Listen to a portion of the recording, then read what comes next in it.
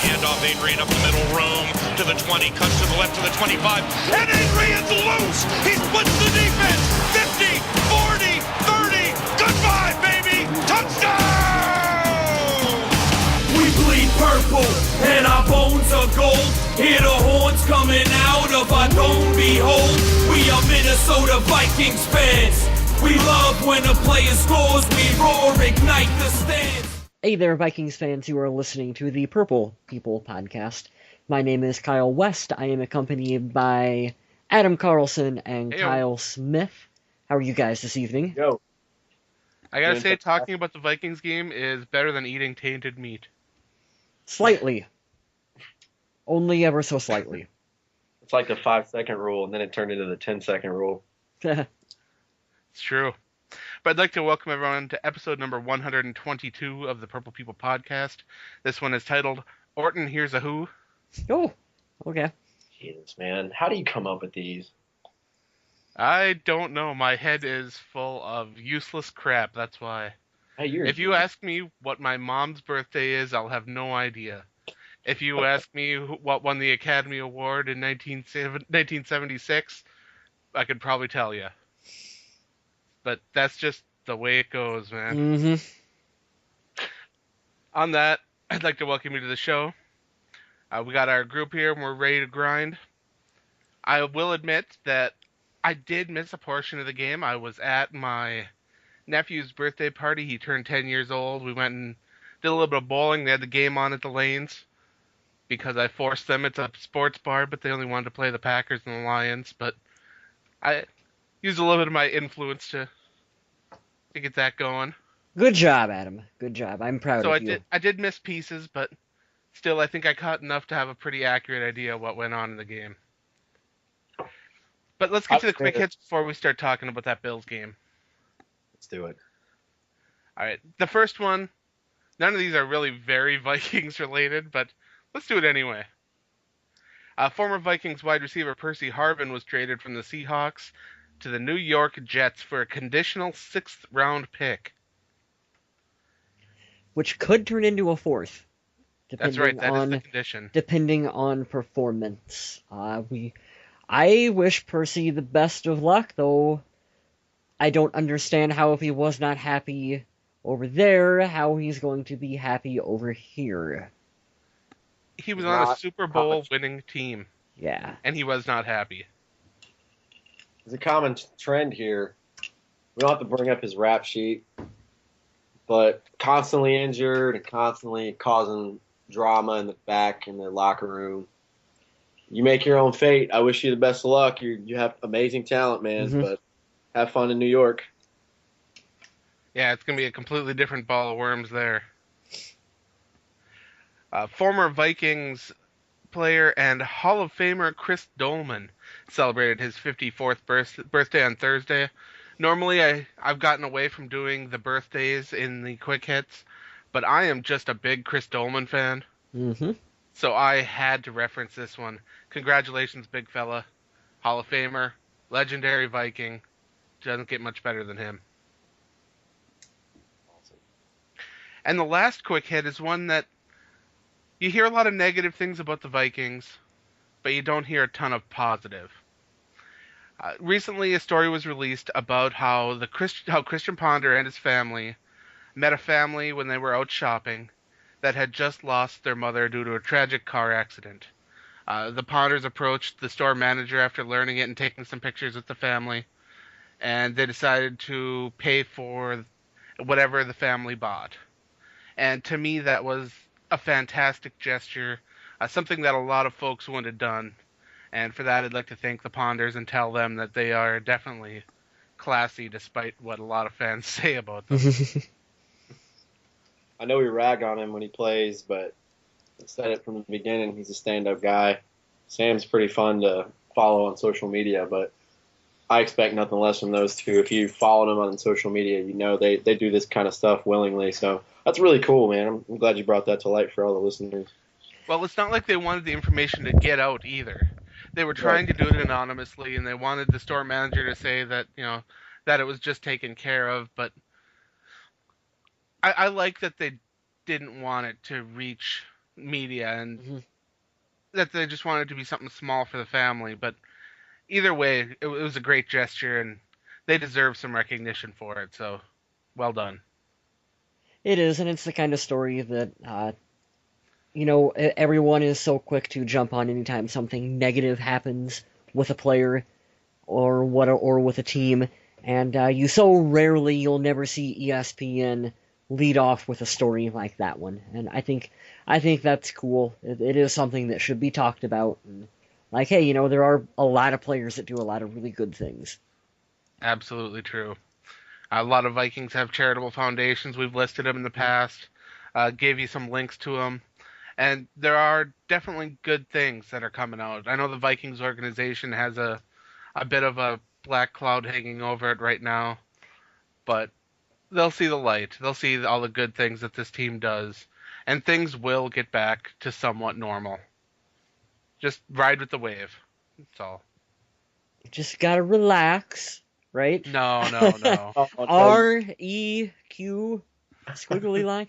I'm sorry, but the way Aaron Rodgers spelled out relax, it's like he didn't know what letter came next. It was really amusing to me. Oh, no.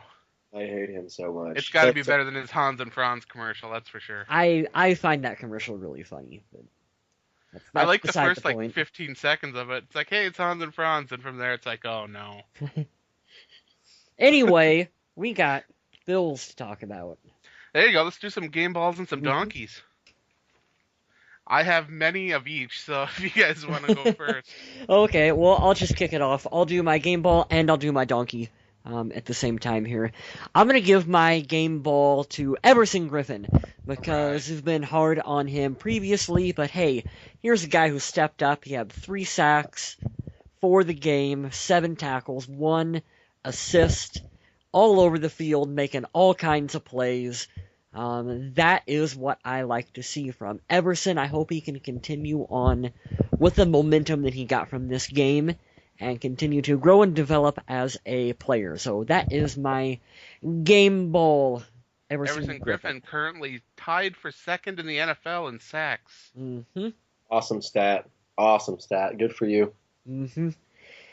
And for my donkey for the week, gotta stir up a little bit of controversy, because that's what I do. I'm gonna give it to Teddy Bridgewater, just because I wasn't enamored with his performance this week. I know he's a rookie, so I am not going to get too worked up over it, but I don't like the interceptions. I realize a couple of them weren't necessarily his fault, but I don't want to see that become a habit, and I do hold higher expectations for him on the field.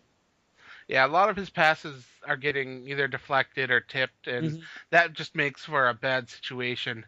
He's really got to start learning where to put that ball so that doesn't happen. And that's something that I think he'll grow with in time. But for now, he is definitely playing like a rookie and looking like one, but a rookie with potential. So for now, I can understand having him being labeled as a donkey. Mm-hmm. All right, Mr. Smith, go right on ahead. Let's go backwards here. I like your controversy, Kyle, but I'm going to give mine and split it, as I'm going to split my game ball this week. Donkey goes to our amazing offensive line, particularly Matt Khalil and Phil Lodeholt. If Teddy gets knocked on his ass again, I may have to fly to Minnesota, and I'll tell you why. Interesting stat. I don't know if you saw this, Adam, or if you were out bowling, but at one point in the Buffalo game from last week up into this one, he had more hurries and sacks than he had positive plays. It was 12-11. That is unfreaking sad. You're a your overall first round number 4 pick. Do your job. I don't understand how it's constantly happening every week. Bill Lodeholt was getting pushed around too, and I try not to make excuses, but Buffalo's defense, pretty darn good. Mm-hmm. Well, you got to take the good with the bad there too, because Minnesota's offensive line actually played extremely well in the run against a team that, coming into that game, only gave up an average of 67.5 yards per game on the ground. And the Vikings absolutely demolished that statistic. Good segue for my game ball, because you know who that's going to. Yep. Mm-hmm. Mr. Jerick McKinnon, and I'm going to split it also. It's going to be a 3-way now that I think of it. I don't want to steal your thunder, Kyle, but Everson and Anthony Barr, amazing games from all 3 of those guys. And like Adam just said, They averaged 67, we'll round it up to 68 yards a game for rushing, which is a pretty awesome feat for an entire game when you got people like DeMarco Murray who have almost 1,000 yards in 7 games out there. But good job, Jarek. I remember a couple weeks ago he's like, I didn't know I could rush for that many yards in a game, and Simmer was like, you better raise your expectations. I feel like he could, if he wants to, develop into, I would say slightly, maybe be 60-40 as a feature back. Matt is really good. He had a really good game as well. He didn't get as many carries, but good job, Jarek. I was thoroughly impressed, and you already hit on Everson, so I'll give Anthony Barr a little love too. He's turning out to be exactly what we wanted him to, and I'm really, really stoked that we picked him up. For a guy that's supposed to be a developing player, Anthony Barr is coming out and playing like an absolute monster. He doesn't look like a guy that you thought would take a season and a half or 2 seasons to turn into a player that could, be a high level starter. He's going out there. His stat line in this game is unbelievable. He recovered 2 fumbles. He forced 1. He defensed a pass. He had 10 total tackles. This guy was everywhere. He blew up screens. I've never seen a linebacker blow up screens the way he does. It's from all that Subway. I think so. Yeah. I think so. From all the lines he had in that commercial. Mm-hmm. No, you guys are 100% right. I was actually gonna go with Anthony Barr, but I figured someone between the 3 of us was gonna be picking him for a game ball today. Very deserving. I'm loving what we're seeing from him. As you as well, Adam, thought that, well, he's kind of a developmental guy that we'll really get to see come into his own maybe towards the later half of the season and really next year. But he seems like he's coming into his groove now, which is a good thing for the Minnesota Vikings. Absolutely. Mm-hmm. Now, I had my 3 choices for a game ball between McKinnon, Barr, and Griffin. But since someone decided to split theirs in half, I'm going to have to go a little off the board here. I'm going to give my game ball to Greg Jennings. 6 catches on 7 targets for 77 yards, reasserting himself back into the Vikings passing game, even though it's struggling.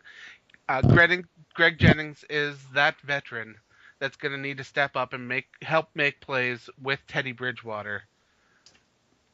And it's just the way it's got to be. It was really nice to see that from Greg. This is the reason why we signed him from the Packers, is to come in and have games like that to help out Teddy or whoever the quarterback is in the passing game, and to be that leader on offense.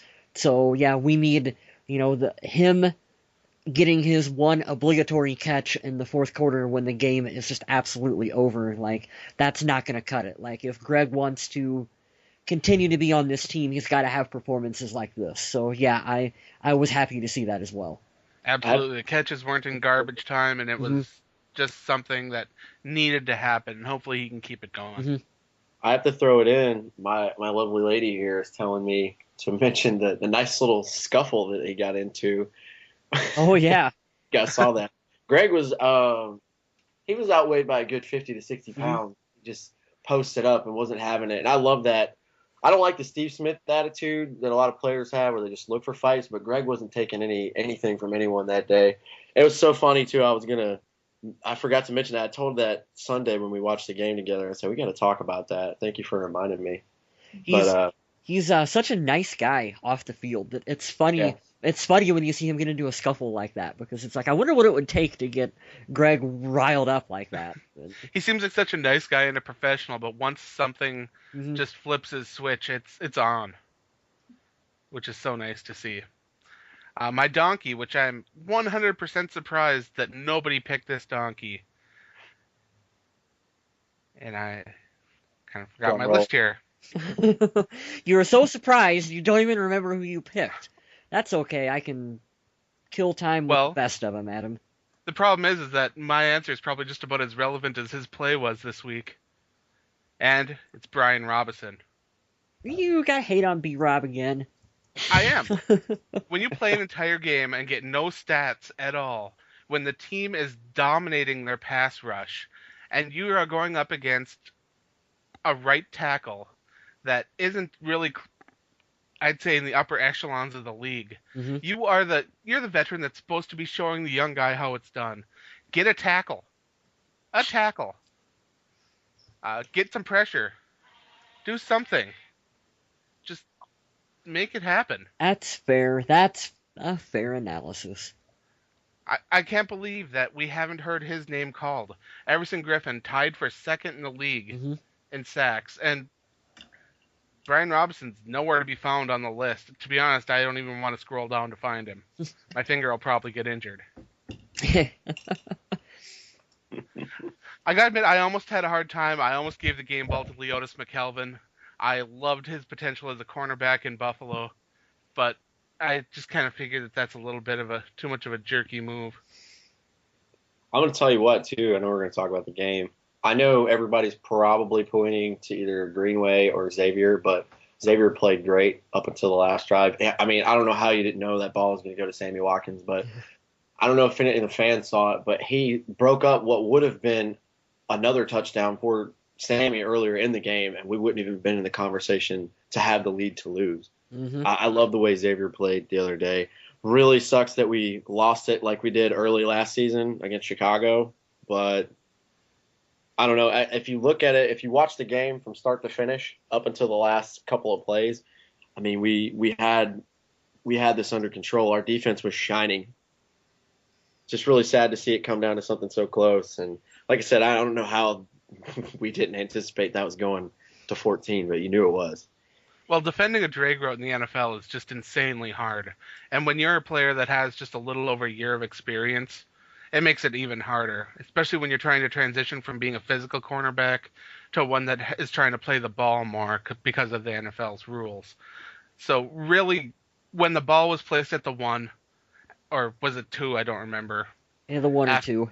After that play that they gave up where it was 4th and 20. Yeah, I was going to say what killed me more than anything is that we had them pushed back with that intentional grounding call, and then they were able to let them get that big chunk of yardage right back in one play to set them up on that close to the goal line to go for the score right there. It's the play before that one is the one that bugs me more so than the actual touchdown pass. Yeah, a lot of hate on Chad Greenway for that play on social media afterwards. Oh, yeah. I understand that he's not exactly the best guy to have drop back into coverage, but let's be honest here, the options weren't really fantastic either. It's a tough situation all around. But you know what I liked for a positive? Robert Blanton getting his interception. I think it was his first interception in NFL. I believe his first career interception. I think so too. He was another guy that was kind of all over the field, making tackles, making plays for the team, and you're starting to see. Someone's got some shuffling going on there. Yeah, that's my microphone stand. You're starting to see a little bit of the Mike Zimmer defense, of the direction he wants to go with it, and I think everyone needs to settle down a little bit and realize that we're not there yet. This is a process. We're going to continue to add players and get better, but we're getting there, people. Right. Zimmer's going to bring in his people. Mm-hmm. We're only 7 games in. I'm glad you brought that up because Yeah. I know I beat it to death, but you're exactly right. And fun fact, I know you were hating on B-Rob earlier. If you look up Everson, he's in the top 4. And there's a couple of people tied at 7 sacks, tied for second. If you look up tackles, Luke Kuechly's clearly in the lead down in Carolina, but obviously he would have a little bit more being a linebacker, you would think. But Robert, I believe, is in the top 5 to top 10 with tackles in the NFL. He's really coming out. Like you said, Zimmer, you can tell who's grasping what Mike Zimmer wants because he spent a lot of time in that secondary. And correct me if I'm wrong, but when we went into this game, I think we were top 10 in pass defense. I think we still are. I'm almost positive. I'm not sure after the game, but I think we were number 6, which if you look at last year compared to this year is astounding. That's awesome. Absolutely. What's weird is that we didn't give a game ball or any recognition at all to Cordero Patterson for catching his touchdown pass there. I know he only had the 2 catches for 9 yards, which in the scope of things is nothing for a player of his athletic ability. Well, I think we're going to find out, and there's already been kind of rumblings on this over Twitter and other social media. I think we'll find out after the season's over that Cordero has some kind of hip pointer. I think Or, his hip injury is more serious than... yeah, there's something lingering that's going on with him, so that's why I didn't really call him out. You know what I think is amazing? We're this far in the show, and we haven't really touched upon the fact that Jerick McKinnon had 103 yards on the ground. I know. We definitely talked about it. Well, I I know. Give him the game ball. I know we did because he got the game ball, but that is definitely, we need to not gloss that over. Like, that's a pretty big deal for him to get those yardages. Especially against a Buffalo Bills team that only allowed 67.5 yards per game on the ground coming into this game. Mm-hmm. I feel like a broken record here. Yeah, there were a couple runs that he had where you could go, that's a little AP in him. Just a little bit. He's shifty. Yeah, like I like Jerick. I'm a big fan of his. I love it. He's not as big and he's definitely not as fast, but he reminds me with the way he can cut. If he was a returner, I would tag a Darren Sproles on him for sure. But I love our feature back system now with Matt being a little powerhouse. Shout out to Jerome Felton, too. He had one nice little run in there. You don't ever hear from him anymore. I actually want to talk about that for a second because I want to say that I think that Matt Asiata might not be necessary on this team anymore if the Vikings want to use Felton in short yardage situations instead of Asiata. Thank you, Adam. I agree. I agree with you completely. Jerome Felton, I think, is a better short yardage option than Matt Asiata. I think where Matt has the advantage is he can catch passes on screens and whatnot, maybe better. And he is a solid special teams player, too. That as well, too. But I think Jerome, hey, he's a better pass blocker, and I think he's a better short yardage guy. I would rather hand the ball off to him and have him in the game more often than Asiata.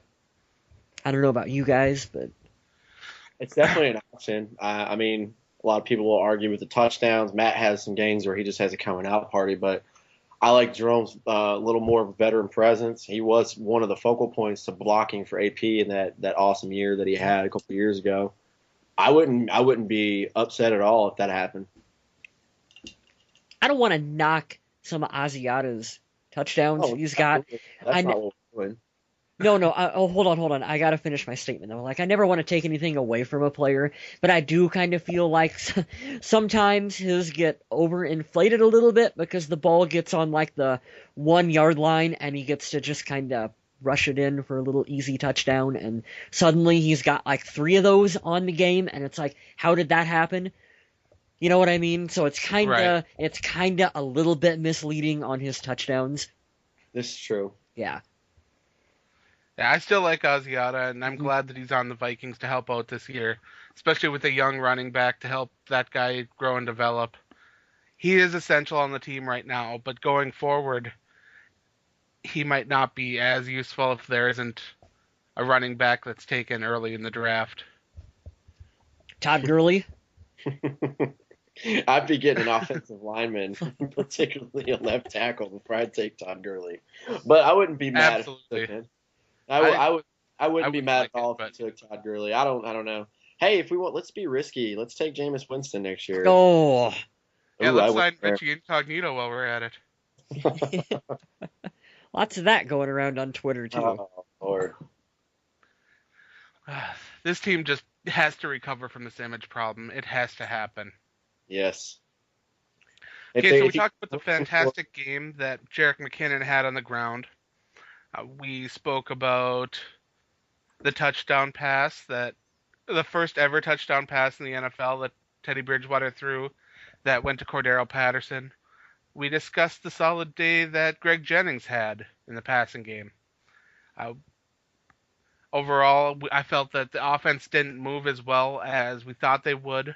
I figured that the Vikings would be forced to move the ball through the air. Instead, they pounded the ball on the ground and had good results against one of the best teams in the league there. It was an awkward game because what you expected didn't happen. Minnesota ended up taking out both of Buffalo's starting running backs. Minnesota had some problems of their own with injuries. They had players on the offensive line leave because of injuries. I believe John Sullivan left the game with a concussion and has yet to be cleared. But it's only been, a day and a half or so no big rush there on clearing concussion protocol. Take your time, get healthy, come back. That's the way it should be. But we got to as- see. Go ahead. I was going to say we got to see Joe Berger come in, and he was solid in his relief role. And I would still like to see him get an opportunity to play guard on this team, assuming Sullivan comes back. Absolutely, Berger's a solid guy. But what do I know? On a side note, boy, did those announcers like saying Booby Dixon. Well, who doesn't love saying Booby Dixon? I understand that his nickname is Booby, but that's not even his name. They could just say Dixon. They could avoid all that, but you gotta say Booby as much as possible on TV. I guess that's the way it works. I instantly thought of Friday Night Lights. I couldn't have been the only one who was thinking that when a guy named Booby came in. But, I have never seen it. well, you should watch it. I don't watch a lot of sports movies unless they're comedies. I recommend Or Rudy. it. Hmm. TV show wasn't half bad either. The Vikings did allow Sammy Watkins to absolutely explode in this game. He was targeted 14 times and caught 9 of those for 122 yards, 2 touchdowns. I had Kelvin Benjamin pegged as the best rookie wide receiver coming into this class. Sammy Watkins really proving that he was worth moving up for Buffalo. Hmm. And some guy named Hogan that I've never heard of had 63 yards on us. I hate stats like that when it's just someone Chris Hogan. Who is that guy? Well, why did he have 5 receptions for 63 yards? That kind of kills me a little bit. But It happens sometimes. Those players that tend to just leak out because you're paying too much attention to the other ones. Mhm. I mean, how can you not key in on Sammy Watkins when he's targeted 14 times? At some point during the game, you just go, okay, they're throwing the ball to this guy. Let's guard him. Mhm. And then the other guys just kind of go a little bit unnoticed. This seemed like a game where no screens were working whatsoever. Every screen pass was either blown up or just absolutely a total mess that could have been intercepted or was thrown a yard too high, or just a really sloppy game that I think that both sides, both Buffalo and Minnesota, I think that continuity will grow because of unfamiliarity between the players, but it's just weird to see a sloppy game at this point in the season. You think at this point would be when things are starting to come together and gel, but it didn't quite happen. Meanwhile, we had Kyle Orton throwing the ball 43 times and completing it 31 of those times, 72.1% completion rate. That in itself is pretty unacceptable for the Vikings defense. A quarterback rating of 95.4. How are you going to let Uncle Rico come out there and throw footballs all over those mountains? I don't understand it. I have no idea. That's what I said too. This is the most annoying part about this loss is that it's, you lose to Tom Brady or Peyton Manning or Drew Brees or whatever. Yeah, okay, but you lose to Kyle Orton and a guy named Booby. Like, really? That just happened and we lost by 1 point. But Kyle Orton is a veteran, though. He's wily. He can win games. He is, and Sammy Watkins is a hell of a receiver as well too. So I don't want to take it away from them. They earned it, but still. And that Buffalo defense is still insane. Mm-hmm. Yes, Mario Williams scares me. But we also got to see some good kicking from Blair Walsh. He finally hit a 50-yarder. 3 for 3. Pretty good stuff. Mm-hmm. Helped out my fantasy league a little bit. I Speaking always like that. Speaking of special teams players, I think, and he was one of my alternatives for my donkey, we're seeing a bit of a regression from Marcus Sherrills on special teams punt returns. He's been fielding some kind of unusual, uncharacteristic punts for him, and we haven't really seen the explosion that we've seen from him in the past. And I don't like seeing him go backwards because he's a guy that he makes the team based on his special teams ability, and without that, that puts him in danger of having a roster spot. I'm also not seeing the improved cornerback play from last year when he came in for the players when they had to go out injured. I believe when Xavier Rhodes had to leave the game for a little bit, he came in and he just did not look like he knew what was going on out there, and that's just a struggle. Mm-hmm. Maybe the new system, the new defense that we're running is just too much for him. It happens. It's possible it might take some time for him to adjust. He might not be able to adjust to it at all. But overall, something needs to change there because his effectiveness is definitely being impacted with it. I wonder if McKinnon can field either kickoffs or punts. I wouldn't want him to. Why I was not? thinking that at the same time I was saying that would be interesting. Why not have? Oh my God, I'm forgetting his name right now. That the wide receiver that was competing with Rodney Smith, Adam Thielen. Why not have Adam Thielen do it? He was doing a good job at those in the preseason. This is true. That's what I'm saying. We saw Jeff Locke return to form in the punt game. He kicked one that was a bit too far that bounced out into the end zone, but otherwise a fantastic day from Jeff Locke, just booting the football. Got to give it some punter love there. You don't get enough punter love. There's never enough. Next week, the Minnesota Vikings will take on the Tampa Bay Buccaneers. Should be a bit different of a game. Tampa Bay coming in struggling. They still haven't found their identity at quarterback. They also have really just suffered some brutal defeats in the past here. Should be an interesting game. What are you guys thinking? Thinking we get to see us versus Leslie Frazier and see how that Tampa 2 works out. I like it. This should be a completely different game from the Vikings' last two because Tampa's defense is nowhere near in the league of Detroit or Buffalo. So hopefully this will mean that a little more time for the Vikings in the pocket and some better results in the passing game because lately it's been rough. Let's not negate. Let's give credit where credit's due. I'm not sure how they're doing this year. I'm not gonna lie to you. I haven't checked Tampa's stats at all. I don't know how Josh McCown's working out, but they do have the muscle hamster. They do have Mike Evans, and I believe Vince Jackson's still there. So it's not. There are a lot of threats on offense to consider. But you are right. They have weapons. They do. I was really surprised to not hear as much about them, but it was funny. We went after captain, and I really wanted to go after a cornerback that they snagged up, Mr. Alteron Werner, but. I'm excited to see how we do against Leslie. I have nothing but respect for Leslie Frazier. Ultimately, he had to go, but I'm excited to see how that game rolls. It should be fun. It's still very warm early in the season, so no elements to face. It'll be a sunny, fun game come Sunday in Tampa. Absolutely. And Leslie's always a class act. He's already declined to do any extra media for the week, saying that he does not want to make the story about him. He doesn't want to shift the focus on that. And hey, that's exactly what you would expect from Leslie Frazier. It'll be a fun. It'll be a fun game. Review the tape and find some errors with it. That's what he'll do. Oh, I'm sure. I'm sure. You know what though? After the game, there'll be plenty of players that go up to him and greet him on the sidelines and whatnot. Because I do think that he was liked by a lot of guys in Minnesota. A very likable coach, but. Things just didn't work out in Minnesota. I do wish him the best of luck going forward, but man, I am happy that the Zimmer era is on hand here. Oh yeah. On that note, I think that's all that I've got for this week. I have to give a shout out, even though we did it on the page. It's not Vikings related. I got to watch history last night, and it broke my heart. But congratulations to Peyton Manning for passing the all-time touchdown record. We want to talk about class acts. We could talk all day about that guy.